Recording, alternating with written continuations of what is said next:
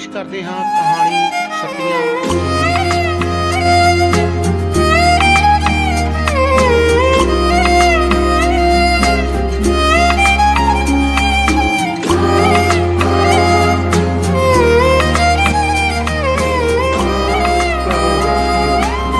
भाई सत श्री अकाल।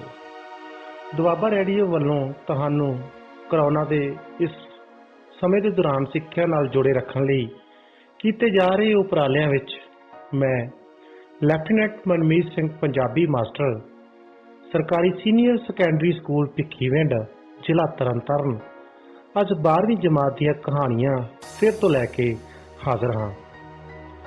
असी पिछले दिनों तो एक लड़ी जी शुरू की सी कहानियां दी। 12वीं जमात दे विचों लाजमी पंजाबी दीयां 6 कहानियां सीगियां जिन्हां दे उत्ते असी विचार चर्चा कीती सी ते मैं पढ़ के तुहानूं सुणाईयां सीगियां। उसे लड़ी विच असी अज अपनी लास्ट ते आखिरी कहानी जिहड़ी है उहनूं अज पढ़ांगे ते उहदे विषय दे उत्ते विचार चर्चा भी करांगे। प्यारे बच्चों, मैं पहले दिन भी ये गल कही सीगी, साडियां इन्हां कहानियां नूं पढ़न दा जां साडे सिलेबस विच होण दा मेन मकसद सानू कहानियां दे नाल साहित्यक चेटक पाउणा है। बड़ियां रोचक कहानियां सीगियां और जिहड़ी कहानी अज असीं पढ़ांगे उहदा विशा भी बड़ा रोचक है। जदों असीं साहित नाल जुड़दे हां ते साहित दा सब तो रोचक पढ़न वाला ते आनंद देण वाला जिहड़ा स्वरूप है वो कहानियां ही हन। सो पंजाबी लाजमी विच इसे चीज़ नूं मद्दे नज़र रखदियां होइयां 12वीं जमात विच 6 कहानियां जिहड़ियां सीगियां दर्ज कीतियां गईयां सीगियां। पंजाबी दे बड़े उगे कहानीकारां दीयां जिहड़ियां कहानियां सीगियां उहनां नूं शामिल कीता गया सीगा। प्यारे बच्चों, जदों असीं हुण अज दी कहानी दे विषय दी गल करांगे तां बड़ियां चीज़ां ने जिहड़ियां साडे मन दे विच आउंदियां ने कि साडे देश नूं आज़ादी दे लई बहुत वड्डा संघर्ष लड़ना पिया ते अनेकां ही जिहड़े योधे सीगे इस आज़ादी दे संघर्ष दे विच अपनी जीवन दीयां कुर्बानियां दे गए। खैर उन्हां ते विचारियां ने उन्हां महान योधियां ने अपने जीवन के सुख नूं ते माणिया ही नहीं सी कदे। असीं हमेशा ही अपने घर विच अपनी जिंदगी विच अपने सुखां नूं मानण दी लालसा विच पए रहिंदे आ ते असीं नहीं चाहुंदे कि असीं किते अपने आप की कुर्बानी कर दईए, पर उन्हां योधियां ने तां अपने जीवन दीयां कुर्बानियां ही दे दित्तियां सीगियां। चढ़दी जवानी विच जदों भरपूर गभरू होईदा है ते मन दे विच बड़ियां उमंगां टांगां ते लालसावां उपजदियां ने, पर उसे ही समय के दौरान उन्हां योधियां ने शहीद भगत सिंह, सरदार करतार सिंह सराभा, शहीद उधम सिंह ते अनेकां ही होर राजगुरू सुखदेव वर्गे जिहड़े योधे सीगे उन्हां ने अपने जीवन दीयां आहूतियां साडे देश के संघर्ष लई दे दित्तियां। अनेकां ही पक्ष सी उन्हां दी जिंदगी दे जिहड़े साडे कोलों कई बार अणगौले ही रह गए।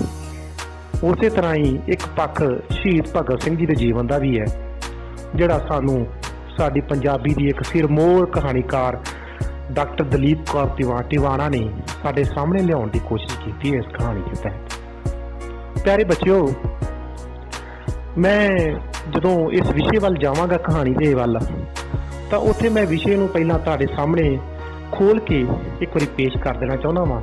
कहानी का जिहड़ा टाइटल है साडे कोल सतियां सेही।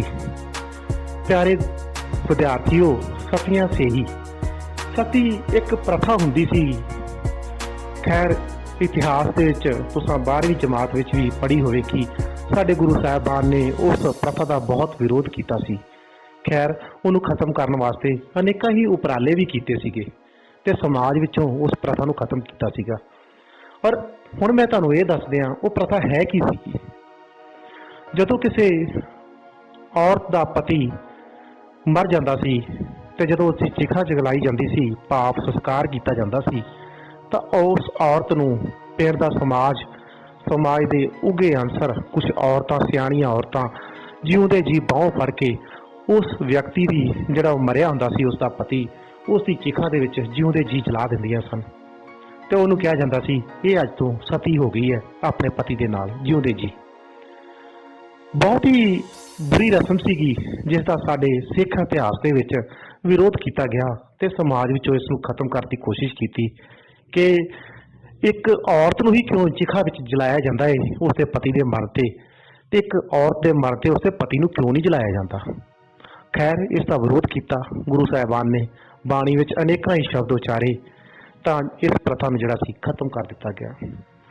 ਇਸੇ ਤਰ੍ਹਾਂ ਹੀ ਇਸ ਕਹਾਣੀ ਦਾ ਵਿਸ਼ਾ ਵੀ ਕੁਝ ਇਸ ਤਰ੍ਹਾਂ ਦਾ ਹੀ ਹੈ ਕਿ ਸ਼ਹੀਦ ਭਗਤ ਸਿੰਘ ਦੀ ਜ਼ਿੰਦਗੀ ਦੇ ਵਿੱਚ ਜਿਹੜੇ ਲੋਕ ਆਏ ਸੀਗੇ ਉਹਨਾਂ ਵਿੱਚੋਂ ਅਸੀਂ ਇਤਿਹਾਸ ਵਿੱਚ ਸਾਰਿਆਂ ਦੀ ਚਰਚਾ ਤਾਂ ਸੁਣੀ ਹੈ, ਪਰ ਕਿਸੇ ਇੱਕ ਵਿਅਕਤੀ ਦੀ ਚਰਚਾ ਨਹੀਂ ਸੁਣੀ, ਜਿਹੜੀ ਕੋਈ ਕੁੜੀ ਉਸਦੀ ਭਗਤ ਸਿੰਘ ਹੋਣਾ ਦੀ ਮੰਗੇਤਰ ਸੀ। ਵਿਆਹ ਤਾਂ ਹੋਇਆ ਨਹੀਂ ਸੀ, ਪਰ ਉਹ ਸਾਰੀ ਉਮਰ ਭਗਤ ਸਿੰਘ ਦੀ ਯਾਦ ਦੇ ਵਿੱਚ ਕੁਆਰੀ ਰਹਿ ਕੇ ਹੀ ਗੁਜ਼ਾਰ ਗਈ। ਉਸ ਦੀ ਯਾਦ ਦੇ ਸਹਾਰੇ ਹੀ ਉਸਨੇ ਆਪਣੀ ਜ਼ਿੰਦਗੀ ਕੱਢ ਦਿੱਤੀ। ਔਰ ਦਲੀਪ ਕੌਰ ਟਿਵਾਣਾ ਜੀ ਨੇ ਵਿਸ਼ਾ ਬਣਾ ਕੇ ਇਸ ਕਹਾਣੀ ਦਾ ਤਾਂ ਬੜੇ ਹੀ ਸੋਹਣੇ ਤਰੀਕੇ ਨਾਲ ਉਸਨੂੰ ਉਜਾਗਰ ਕੀਤਾ ਹੈ। ਸੋ ਪਿਆਰੇ ਵਿਦਿਆਰਥੀਓ, ਹੁਣ ਮੈਂ ਸੋਚਦਾ ਹੈ ਕਿ ਆਪਾਂ ਪਹਿਲਾਂ ਕਹਾਣੀ ਵੱਲ ਚੱਲੀਏ ਤੇ ਬਾਕੀ ਫਿਰ ਬਾਅਦ ਵਿੱਚ ਇਸ ਵਿਸ਼ੇ ਦੇ ਉੱਤੇ ਹੋਰ ਚਰਚਾ ਵੀ ਕਰਾਂਗੇ। ਜਦੋਂ ਵੀਰ ਭਗਤ ਸਿੰਘ ਦੱਤ ਨੂੰ ਦਿੱਤਾ ਫਾਂਸੀ ਦਾ ਹੁਕਮ ਸੁਣਾ, ਉਹਦੀ ਹੋਣ ਵਾਲੀ ਨਾਰ ਨੂੰ ਕਿਸੇ ਪਿੰਡ ਵਿੱਚ ਦੱਸਿਆ ਜਾ। ਇਹ ਜਿਹੜੀਆਂ ਪੰਕਤੀਆਂ ਸੀਗੀਆਂ, ਗੱਡੀ ਵਿੱਚ ਇੱਕ ਅੰਨਾ ਮੰਗਤਾ ਗਾ ਰਿਹਾ ਸੀ ਤੇ ਫਿਰ ਮੈਂ ਮੰਗਤੇ ਦੇ ਮੂੰਹ ਵੱਲ ਤੱਕਿਆ, ਪਰ ਸਟੇਸ਼ਨ ਆ ਜਾਣ ਕਰਕੇ ਉਹ ਉਸ ਡੱਬੇ ਵਿੱਚੋਂ ਉਤਰ ਕੇ ਦੂਜੇ ਵਿੱਚ ਜਾ ਚੜ੍ਹਿਆ। ਪਰ ਮੈਨੂੰ ਮੁੜ ਖਿਆਲ ਆਉਣ ਲੱਗਾ ਕਿ ਜਦੋਂ ਕਿਸੇ ਨੇ ਪਿੰਡ ਵਿੱਚ ਜਾ ਕੇ ਦੱਸਿਆ ਹੋਣਾ ਏ ਕਿ ਗੁਜ਼ਰੀ ਹੋਊ ਭਗਤ ਸਿੰਘ ਦੀ ਮੰਗੇਤਰ ਦੇ ਦਿਲ ਤੇ। ਮੈਂ ਡੱਬੇ ਦੀ ਬਾਰੀ ਵਿੱਚੋਂ ਬਾਹਰ ਤੱਕਣ ਲੱਗੀ। ਇਉਂ ਲੱਗਦਾ ਸੀ ਜਿਵੇਂ ਸਾਹਮਣੇ ਖੇਤਾਂ ਵਿੱਚ ਉੱਗੀਆਂ ਫਸਲਾਂ ਤੇ ਦਰਖਤਾਂ ਦੀਆਂ ਕਤਾਰਾਂ ਨੱਠੀਆਂ ਜਾ ਰਹੀਆਂ ਹੋਣ। ਉਨੀ ਹੀ ਤੇਜ਼ੀ ਨਾਲ ਖਿਆਲ ਮੇਰੇ ਦਿਮਾਗ ਵਿੱਚ ਨੱਠਣ ਲੱਗੇ। ਮੇਰੀ ਕਲਪਨਾ ਦੂਰ ਦਿਸ ਹੱਦੇ ਤੋਂ ਵੀ ਪਾਰ, ਦੂਰ ਪਿੰਡ ਦੇ ਕੱਚੇ ਕੋਠੇ ਵਿੱਚ ਬੈਠੀ ਚਰਖਾ ਕੱਤਦੀ ਇੱਕ ਸੁਨੱਖੀ ਇਸਤਰੀ ਨੂੰ ਲੱਭਣ ਲੱਗੀ। ਚੁੱਪਚਾਪ ਮੈਂ ਉਸਦੇ ਮੂੰਹ ਵੱਲ ਤੱਕਣ ਲੱਗੀ।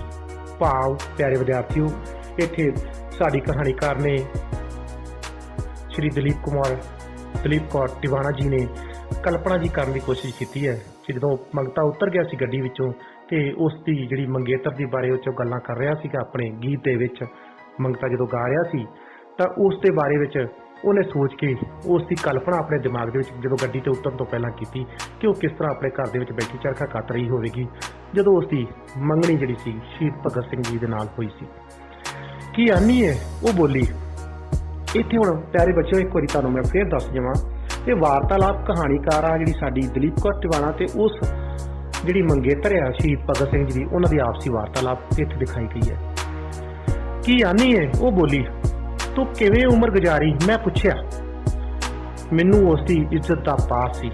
ਲੋਕਾਂ ਕਹਿਣਾ ਸੀ ਇਹ ਭਗਤ ਸਿੰਘ ਦੀ ਮੰਗੇਤਰ ਹੈ, ਮੈਂ ਕਿਵੇਂ ਸਾਥ ਛੱਡਦੀ। ਮਿਹਨਤ ਮਜ਼ਦੂਰੀ ਕੀਤੀ, ਲੋਕਾਂ ਦੀਆਂ ਕਪਾਵਾਂ ਚੁਗੀਆਂ, ਕੱਟਣਾ ਕੱਟਿਆ, ਪੀਣੇ ਪੀਠੇ, ਕੋਠੇ ਲਿਪੇ, ਘਾਹ ਖੋਤੇ ਤੇ ਡੰਗ ਟਪਾਇਆ। ਕਿਉਂ ਤੇਰੇ ਮਾਪਿਆਂ ਨੂੰ ਤੇਰਾ ਖਿਆਲ ਨਹੀਂ ਸੀ, ਮੈਂ ਫੇਰ ਪੁੱਛਿਆ। ਕਿਹੜਾ ਸਾਲ 6 ਮਹੀਨੇ ਦੀ ਗੱਲ ਸੀ ਕਿ ਮੈਂ ਉਹਨਾਂ ਤੇ ਬੋਝ ਬਣੀ ਰਹਿੰਦੀ। ਇਹ ਤਾਂ ਉਮਰਾਂ ਦੇ ਮਾਮਲੇ ਸਨ, ਨਾਲੇ ਉਹਨੂੰ ਕੀ ਕੋਸਣਾ ਸੀ ਜਿਹੜਾ ਆਪਣੇ ਫਰਜ਼ਾਂ ਨੂੰ ਵਿੱਚ ਹੀ ਛੱਡ ਕੇ ਗਿਆ ਸੀ। ਭਾਵ ਸ਼ਹੀਦ ਭਗਤ ਸਿੰਘ ਜੀ ਦੀ ਗੱਲ ਕੀਤੀ ਹੈ ਕਿ ਉਹ ਆਪਣੇ ਦੇਸ਼ ਦੀ ਖਾਤਰ ਜਿਹੜਾ ਹੈ ਮੰਗੇਤਰ ਨਾਲ ਵਿਆਹ ਨਹੀਂ ਕਰਵਾ ਸਕਿਆ। ਤੂੰ ਸਰਕਾਰ ਕੋਲੋਂ ਮਦਦ ਮੰਗ ਲੈਣੀ ਸੀ, ਮੈਂ ਉਦਾਸ ਹੋ ਕੇ ਆਖਿਆ। ਮੈਂ ਉਸਦੀ ਮੰਗੇਤਰ ਹੋ ਕੇ ਕਿਸੇ ਅੱਗੇ ਹੱਥ ਅੜਦੀ, ਇਹ ਮੇਥੋਂ ਨਹੀਂ ਹੋ ਸਕਿਆ। ਉਹਦਾ ਸਿਦਕ, ਉਹਦਾ ਸਾਹਸ, ਉਹਦਾ ਸਿਰੜ ਦੇਖ ਮੇਰਾ ਦਿਲ ਕਰੇ ਇਸ ਮਹਾਨ ਔਰਤ ਦੇ ਪੈਰ ਛੂਹ ਲਵਾਂ। ਉਮਰਾਂ ਦੇ ਛਿੱਲੜ ਲਾ ਉਸ ਪਰ ਜਵਾਨ ਕੁੜੀ ਬਣ ਮੇਰੀ ਯਾਦ ਵਿੱਚ ਉਗੜ ਖਲੋਤੀ। ਸੁਣਿਆ ਏ ਉਹਦੇ ਪਿੰਡ ਉਹਦੀ ਯਾਦ ਮਨਾ ਰਹੇ ਨੇ, ਤੂੰ ਜਾਏਂਗੀ, ਮੈਂ ਪੁੱਛਿਆ। ਮੈਂ ਉਹਦੇ ਪਿੰਡ ਭਲਾ ਕਿਵੇਂ ਜਾ ਸਕਦੀ ਹਾਂ? ਉਸਨੇ ਵੱਜਦੇ ਵਾਜਿਆਂ ਨਾਲ ਸਿਹਰੇ ਬੰਨ ਕੇ ਮੈਨੂੰ ਲੈਣ ਆਉਣਾ ਸੀ, ਉਹ ਆਇਆ ਨਹੀਂ, ਫਿਰ ਮੈਂ ਕਿਵੇਂ ਜਾ ਸਕਦੀ ਹਾਂ? ਇਹ ਤਾਂ ਬੜੀ ਪੁਰਾਣੀ ਗੱਲ ਹੋ ਗਈ ਹੈ, ਮੈਂ ਫੇਰ ਆਖਿਆ। ਤੈਨੂੰ ਪੁਰਾਣੀ ਲੱਗਦੀ ਹੋਊ, ਮੈਨੂੰ ਤਾਂ ਇਹੋ ਲੱਗਦੀ ਹੈ ਜਿਵੇਂ ਹਾਲੇ ਕੱਲ ਦੀ ਗੱਲ ਹੋਵੇ, ਜਦੋਂ ਇੱਕ ਦਿਨ ਦੀਵੇ ਮਿਲਦਿਆਂ ਨਾਲ ਹੀ ਉਹ ਸਾਡੇ ਪਿੰਡ ਆਇਆ ਸੀ। ਬਾਹਰ ਖੂਹ ਤੇ ਖਲੋ ਕੇ ਇੱਕ ਨਿਆਣੇ ਹੱਥ ਮੈਨੂੰ ਸੁਨੇਹਾ ਭੇਜ ਦਿੱਤਾ। ਮੈਂ ਝਿਜਕਦੀ ਸਭ ਤੋਂ ਚੋਰੀ ਉੱਥੇ ਆ ਗਈ। ਬੋਲਿਆ, ਤੂੰ ਫਿਕਰ ਨਾ ਕਰੀ, ਅਜੇ ਮੈਨੂੰ ਜ਼ਰੂਰੀ ਕੰਮ ਨੇ। ਜਦੋਂ ਵਿਆਹ ਕੀਤਾ ਮੈਂ ਤੇਰੇ ਨਾਲ ਹੀ ਕਰਾਂਗਾ, ਮੈਂ ਛੇਤੀ ਹੀ ਆਵਾਂਗਾ। ਉਹ ਚਲਿਆ ਗਿਆ ਤੇ ਮੁੜ ਅਜੇ ਤੱਕ ਨਹੀਂ ਆਇਆ। ਉਸ ਵੇਲੇ ਮੈਨੂੰ ਇੱਕ ਰਸੀਲਾ ਗੀਤ ਯਾਦ ਆਇਆ ਕਿ ਸਾਡਾ ਘਰ ਸੱਜਣੀਏ ਏਡੀ ਦੂਰ ਤਾਂ ਨਹੀਂ ਸੀ ਕਿ ਉਮਰਾਂ ਭਰ ਫੇਰਾ ਨਾ ਪਾਇਆ। ਇਹਨਾਂ ਲਫ਼ਜ਼ਾਂ ਦੀ ਤੜਫ ਉਹਦੇ ਮੂੰਹ ਤੋਂ ਲੱਭਦੀ ਸੀ ਜਿਹੜੀ ਜ਼ਿੰਦਗੀ ਭਰ ਉਸ ਨੂੰ ਉਡੀਕਦੀ ਰਹੀ, ਜਿਸ ਨੇ ਮੁੜ ਕਦੇ ਫੇਰਾ ਨਾ ਪਾਇਆ। ਤੂੰ ਇਹਨਾਂ ਪੀੜਾਂ ਦੀ ਕੀ ਸਾਰ ਜਾਣੇ, ਉਹ ਅੱਖਾਂ ਭਰ ਕੇ ਬੋਲੀ। ਦੋ ਹੰਝੂ ਵਹਿ ਵੀ ਤੁਰੇ। ਮੈਨੂੰ ਲੱਗਿਆ ਜਿਵੇਂ ਉਹ ਕਹਿ ਰਹੀ ਹੋਵੇ, ਇਹ ਕਹੀ ਵੇ ਧਰਤ ਕੰਡਿਆਲੀ, ਇਹ ਕਿਹੋ ਵੇ ਜੀਵਨ ਦੇ ਬਰੇਤੇ, ਮੇਰੇ ਸਾਹ ਸੁੱਕਦੇ ਜਾ ਰਹੇ ਨੇ। ਰੱਬ ਤੈਨੂੰ ਲੰਮੀ ਉਮਰ ਬਖਸ਼ੇ। ਉਹਦੇ ਕਮਲਾਏ ਮੂੰਹ ਵੱਲ ਤੱਕਦਿਆਂ ਮੈਂ ਫੇਰ ਆਖਿਆ। ਉਹ ਇਹੋ ਤਰਪਕੀ, ਮੈਂ ਉਸ ਤੇ ਚਪੇੜ ਕੱਢ ਮਾਰੀ ਹੋਵੇ। ਫਿਰ ਕਰੁਣਾ ਭਰੀ ਆਵਾਜ਼ ਵਿੱਚ ਕਹਿਣ ਲੱਗੀ, ਮੇਰੀ ਇਹ ਹਮਦਰਦ ਨੇ, ਲੰਮੀ ਉਮਰ ਦੀ ਮੇਰੀ ਚਾਹ ਨਹੀਂ, ਉਮਰ ਦੇ ਤਾਂ ਇੱਕ ਦੋ ਦਿਨ ਹੀ ਨਹੀਂ ਮੁੱਕਦੇ ਪਏ। ਉਹਦੀ ਉਦਾਸੀ ਮੇਰੇ ਕੋਲੋਂ ਦੇਖੀ ਨਾ ਗਈ। ਗੱਲ ਬਦਲਣ ਲਈ ਮੈਂ ਆਖਿਆ, ਤੂੰ ਮੇਰੇ ਨਾਲ ਸ਼ਹਿਰ ਚੱਲ, ਮੇਰੀ ਭੈਣ ਦਾ ਵਿਆਹ ਏ, 2-4 ਦਿਨ ਸੋਹਣੇ ਲੰਘ ਜਾਣਗੇ। ਨਹੀਂ, ਮੈਂ ਵਿਆਹ ਨਹੀਂ ਜਾ ਸਕਦੀ, ਉਹ ਬੋਲੀ। ਕਿਉਂ? ਮੈਂ ਫੇਰ ਪੁੱਛਿਆ। ਖੁਸ਼ੀਆਂ ਦੇ ਮੌਕੇ ਮੇਰੇ ਕੋਲੋਂ ਝੱਲੇ ਨਹੀਂ ਜਾਂਦੇ। ਅਜਿਹੀਆਂ ਮੌਕਿਆਂ ਤੇ ਮੈਂ ਬੜੀ ਥੱਕ ਜਾਂਦੀ ਹਾਂ। ਮੇਰੇ ਕੋਲੋਂ ਆਪਣੇ ਗਮ ਹੁਣ ਘੜੀ ਪਲ ਲਈ ਵੀ ਦੂਰ ਨਹੀਂ ਕੀਤੇ ਜਾਂਦੇ। ਮੈਨੂੰ ਇਹਨਾਂ ਦੇ ਨਾਲ ਰਹਿਣ ਦੀ ਆਦਤ ਪੈ ਗਈ ਏ। ਇੱਕ ਗੱਲ ਦੱਸਦੀ। ਉਸਨੇ ਆਸ ਨਾਲ ਮੇਰੇ ਵੱਲ ਤੱਕਿਆ। ਹਾਂ ਪੁੱਛ, ਮੈਂ ਆਖਿਆ। ਕੀ ਸੱਚੀ ਮੁੱਚੀ ਕੋਈ ਅਗਲਾ ਜਨਮ ਵੀ ਹੁੰਦਾ ਏ? ਵਿਚਾਰੀ ਮੇਰੇ ਦਿਲ ਨੇ ਆਖਿਆ। ਹਾਂ ਜ਼ਰੂਰ ਹੁੰਦਾ ਏ, ਮੈਂ ਕਹਿ ਦਿੱਤਾ। ਇਹ ਸੁਣ ਉਹਦੀਆਂ ਅੱਖਾਂ ਵਿੱਚ ਇੱਕ ਚਮਕ ਜੀ ਆਈ ਤੇ ਮੁਸਕਰਾ ਪਈ। ਕੀ ਅਜੇ ਤੀਕ ਵੀ ਉਹ ਤੈਨੂੰ ਯਾਦ ਹੈ? ਮੈਂ ਪੁੱਛਿਆ। ਹਾਂ, ਹਰ ਘੜੀ ਹਰ ਪਲ ਉਹ ਮੈਨੂੰ ਯਾਦ ਰਹਿੰਦਾ ਏ। ਕਦੇ ਕਦੇ ਤਾਂ ਬੜਾ ਮਨ ਕਰਦਾ ਹੈ ਕਿ ਕੋਈ ਆ ਕੇ ਆਖੇ, ਨਹੀਂ ਉਹ ਮਰਿਆ ਨਹੀਂ, ਉਹਨੂੰ ਫਾਂਸੀ ਨਹੀਂ ਦਿੱਤੀ ਗਈ, ਉਹ ਜਿਉਂਦਾ ਏ। ਕਦੀ ਕਦੀ ਸੋਚਦੀ ਹਾਂ ਜੇ ਕਿਧਰੇ ਉਹ ਸੱਚੀ ਮੁੱਚੀ ਮੁੜ ਆਵੇ ਤੇ ਮੈਨੂੰ ਆਖਾਂ, ਕਹੋ ਵੇ ਇਹਨਾਂ ਤਕਦੀਰਾਂ ਨੂੰ, ਕਹੋ ਨਾ ਦੂਰ ਖਲੋਣ, ਮੈਂ ਵੀ ਕਿਸੇ ਦੀ ਧੀ ਵੇ, ਮੈਂ ਵੀ ਕਿਸੇ ਦੀ ਭੈਣ, ਪਰ ਹੁਣ ਇਹਨਾਂ ਤਕਦੀਰਾਂ ਕੋਲ ਮੇਰੇ ਜੋਗਾ ਹੈ ਹੀ ਕੀ ਏ। ਉਹ ਉਦਾਸ ਹੋ ਕੇ ਬੋਲੀ। ਹੁਣ ਤਾਂ ਭਗਤ ਸਿੰਘ ਦੇ ਸੁਪਨੇ ਪੂਰੇ ਹੋ ਰਹੇ ਨੇ। ਦੇਸ਼ ਕਿਵੇਂ ਤਰੱਕੀ ਵੱਲ ਜਾ ਰਿਹਾ ਏ। ਤੂੰ ਵੀ ਕਿਉਂ ਹੀ ਹਿੱਸਾ ਪਾ। ਦੇਖ ਨਵਾਂ ਵਰਾ ਆਇਆ ਏ, ਕੋਈ ਨਵਾਂ ਕਦਮ ਚੱਕ। ਮੈਂ ਆਖਿਆ। ਉਹਦਾ ਮੂੰਹ ਖਿੱਚ ਗਿਆ ਤੇ ਚੁੱਪਚਾਪ ਮੇਰੇ ਵੱਲ ਤੱਕਣ ਲੱਗੀ, ਜਿਵੇਂ ਕਹਿੰਦੀ ਹੋਵੇ, ਪਿਛਲਾ ਵਰਾ ਰੋ ਕੇ ਟੁਰ ਚੱਲਿਆ, ਅਗਲਾ ਵੀ ਖੜਾ ਉਦਾਸ, ਕਿਹੜੇ ਵੇ ਮੈਂ ਮੁੰਨੀ ਸਰਾਪਿਆ, ਤੂੰ ਮੁੜ ਨਾ ਪੁੱਛਿਓ ਬਾਤ। ਤੂੰ ਕੀ ਸੋਚ ਰਹੀ ਹੈ? ਮੈਂ ਪੁੱਛਿਆ। ਉਹਨੇ ਇੱਕ ਹੌਕਾ ਜਿਹਾ ਭਰਿਆ, ਜਿਵੇਂ ਕਹਿੰਦੀ ਹੋਵੇ, ਰਾਤ ਦੀ ਰਾਣੀ ਮੈਨੂੰ ਪੁੱਛਦੀ ਹੈ, ਕਿੱਥੇ ਤਾਂ ਗਈਆਂ ਨੇ ਤੇਰੀਆਂ ਨੀਂਦਰਾਂ, ਵਿਊ ਵੀ ਅਲਾਂਭੇ ਦਿੰਦਾ, ਕਿੱਥੇ ਤਾਂ ਗਈਆਂ ਤੇਰੀਆਂ ਸੂਰਤਾਂ, ਮੈਂ ਮੁੜ ਮੁੜ ਤੇਥੋਂ ਪੁੱਛਦੀ, ਕੌਣ ਭਰੂਵੇ ਮੇਰੀ ਕਹਾਣੀ ਦਾ ਹੰਗਾਰਾ, ਕੌਣ ਬਣੂਵੇ ਮੇਰੇ ਦੁੱਖਾਂ ਦਾ ਸੀਰੀ। ਮੈਂ ਉਹਦੇ ਮੂੰਹ ਵੱਲ ਤੱਕਿਆ। ਨਾਨਕ ਸਤੀਆਂ ਜਾਣੀਏ ਜੇ ਬਿਰਹਾ ਚੋਟ ਮਰਨ। ਇਹ ਕਥਨ ਅੱਗੇ ਮੇਰਾ ਸਿਰ ਝੁਕਾ ਦਿੱਤਾ। ਉਹਦੀ ਟੁੱਟੀ ਹੋਈ ਜੁੱਤੀ ਤੇ ਮੇਰੀ ਨਜ਼ਰ ਪੈ ਗਈ। ਮੈਂ ਧਿਆਨ ਨਾਲ ਦੇਖਿਆ, ਉਹਦੀ ਕਮੀਜ਼ ਨੂੰ ਵੀ ਟਾਕੀਆਂ ਲੱਗੀਆਂ ਹੋਈਆਂ ਸਨ। ਮੈਨੂੰ ਦੁੱਖ ਲੱਗਾ। ਤੂੰ ਉਹਨੂੰ ਵੇਖਿਆ ਸੀ? ਉਹ ਅਜੇ ਵੀ ਉਹਦੇ ਹੀ ਬਾਰੇ ਸੋਚ ਰਹੀ ਸੀ। ਨਹੀਂ, ਮੈਂ ਆਖਿਆ। ਉਹ ਬੜਾ ਸੋਹਣਾ ਸੀ, ਸਾਡੇ ਪਿੰਡ ਦੀਆਂ ਸਾਰੀਆਂ ਕੁੜੀਆਂ ਦੇ ਪ੍ਰਾਹੁਣਿਆਂ ਨਾਲੋਂ ਵੀ ਸੋਹਣਾ। ਅੱਗੋਂ ਉਹਦਾ ਗਲ ਭਰ ਆਇਆ ਤਾਂ ਫਿਰ ਜਿਵੇਂ ਆਪਣੇ ਆਪ ਗੱਲਾਂ ਕਰਨ ਲੱਗੀ। ਆਉਂਦੇ ਜਾਂਦੇ ਰਾਹੀਆਂ ਦੇ ਤੇ ਮੈਂ ਮੂੰਹ ਵੱਲ ਤੱਕਦੀ ਹਾਂ, ਕੋਈ ਕਰੇ ਵੇ ਤੇਰੀ ਗੱਲ, ਮੈਂ ਕੰਨਿਆ ਕੁਵਾਰੀ ਖੜੀ ਉਡੀਕਦੀ ਵੇ, ਕਦੇ ਤਾਂ ਸੁਨੇਹਾ ਕੱਲ। ਕੀ ਸੋਚ ਰਹੀ ਹੈ ਸੋਹਣੀਏ? ਮੈਂ ਪੁੱਛਿਆ। ਉਹ ਆਪਣੇ ਹੱਥਾਂ ਦੀਆਂ ਲਕੀਰਾਂ ਵੱਲ ਧਿਆਨ ਨਾਲ ਤੱਕਣ ਲੱਗੀ, ਜਿਵੇਂ ਕਹਿ ਰਹੀ ਹੋਵੇ, ਮਾਂ ਆਪਣੀ ਨੂੰ ਮੈਂ ਪੁੱਛਦੀ, ਧੀ ਦੇ ਕਹੇ ਲੇਖ ਲਿਖਾਏ। ਮੈਂ ਉਹਦੇ ਵੱਲ ਤੱਕਦੀ ਰਹੀ। ਇੱਕ ਲਾਟ ਬਲਦੀ ਸੀ ਉਸਦੀਆਂ ਨਜ਼ਰਾਂ ਵਿੱਚ, ਇੱਕ ਕਹਿਰ ਉਸਦੀ ਤੱਕਣੀ ਵਿੱਚ। ਮੈਨੂੰ ਲੱਗਿਆ ਜਿਵੇਂ ਉਹ ਇੱਕ ਨਾਗਣ ਬਣ ਕੇ ਫੁੰਕਾਰ ਰਹੀ ਹੋਵੇ, ਭਗਤ ਸਿੰਘ ਦੇ ਕਾਤਲਾਂ ਨੂੰ ਜਿਵੇਂ ਹੁਣੇ ਡੱਸ ਲੈਣਾ ਲੋਚਦੀ ਹੋਵੇ, ਜਿਵੇਂ ਸਭ ਕੁਝ ਭੰਨ ਤੋੜ ਮਸਲ ਦੇਣਾ ਚਾਹੁੰਦੀ ਹੋਵੇ। ਫਿਰ ਉਹਨੇ ਪਲਕਾਂ ਝੁਕਾ ਲਈਆਂ, ਜਿਵੇਂ ਕਹਿੰਦੀ ਹੋਵੇ, ਮੈਂ ਭਲਾ ਕੀ ਕਰ ਸਕਦੀ ਹਾਂ, ਤੂੰ ਨਾਰਾਜ਼ ਨਾ ਹੋ। ਭਗਤ ਸਿੰਘ ਸਿਰਫ ਤੇਰਾ ਹੀ ਨਹੀਂ ਸੀ, ਉਹ ਸਾਡਾ ਸਾਰਿਆਂ ਦਾ ਸੀ। ਉਹਦੀ ਮੌਤ ਦਾ ਦੁੱਖ ਤੈਨੂੰ ਹੀ ਨਹੀਂ, ਸਾਰੇ ਦੇਸ਼ ਨੂੰ ਹੀ ਹੈ।